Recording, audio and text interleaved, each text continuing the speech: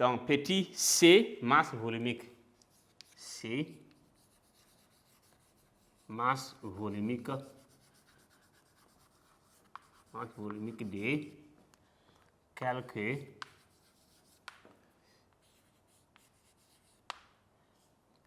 gaz en grammes donc par litre. Grammes par litre. Donc, c'est gaz. Encore un petit tableau. On verra. Donc, on a juste quelques noms.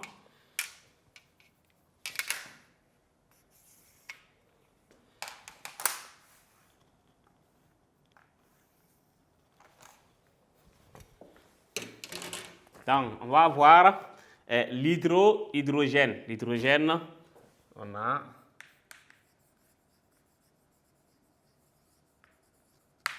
hydrogène, on a 0,08. Donc, on a dit bien en grammes par litre. Donc, 0,08. Après, on a méthane. 0,69. Hélium.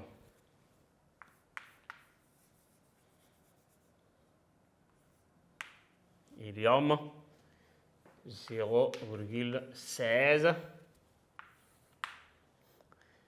Dioxyde de carbone, le CO2.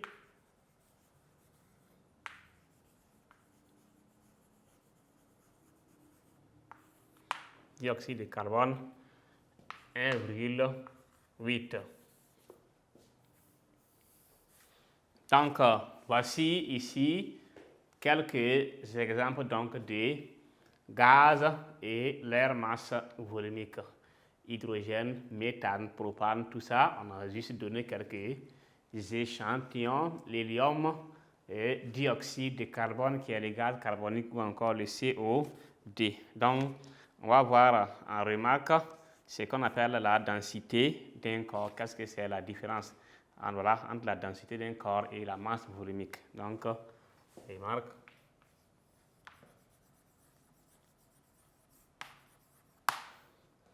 La densité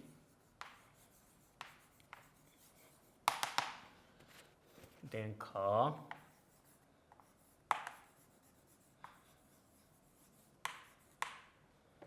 liquide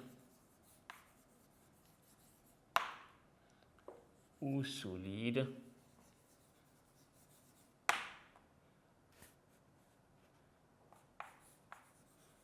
par rapport à l'eau est égal au quotient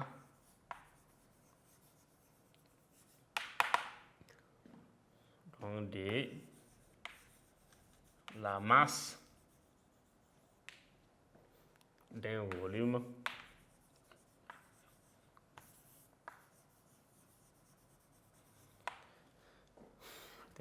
grand V de ce corps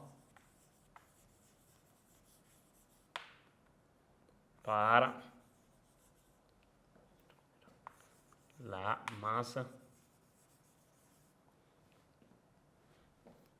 en M0 d'un même volume.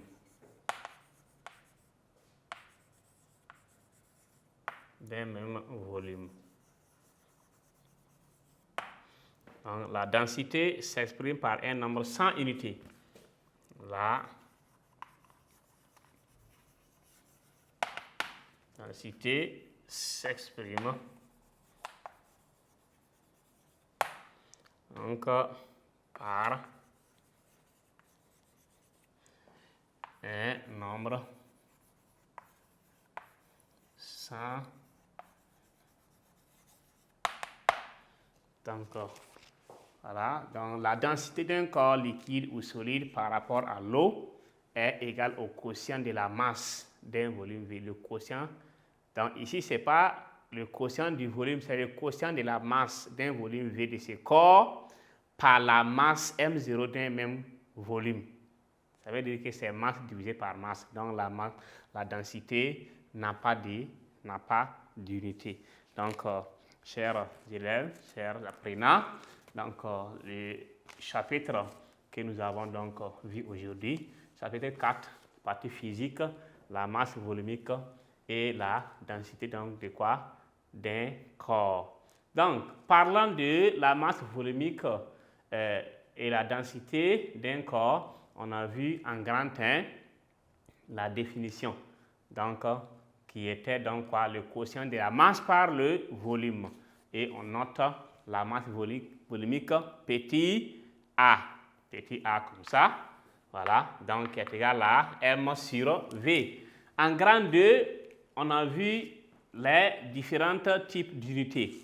On a vu les unités usuelles, donc il y en avait 4. Donc après on a vu l'unité internationale, donc qui était donc quoi? Gramme par mètre, voilà, et kilogramme par mètre cube.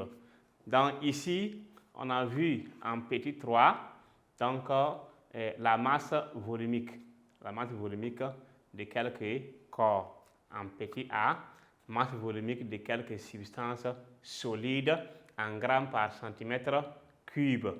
Donc ici, ou encore en grammes kilogramme par décimètre cube, ou en tonnes par, voilà, mètre cube. Donc ici, c'est tonnes par mètre cube.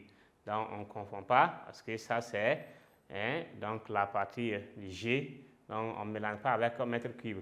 Petit b, masse volumique de quelques substances liquides. Donc voici donc les 3 tableaux qui distinguent. Maintenant, il faut voir donc distinguer la densité d'un corps avec le volume ou encore la masse volumique d'un corps. La densité, c'est le rapport entre 2 masses.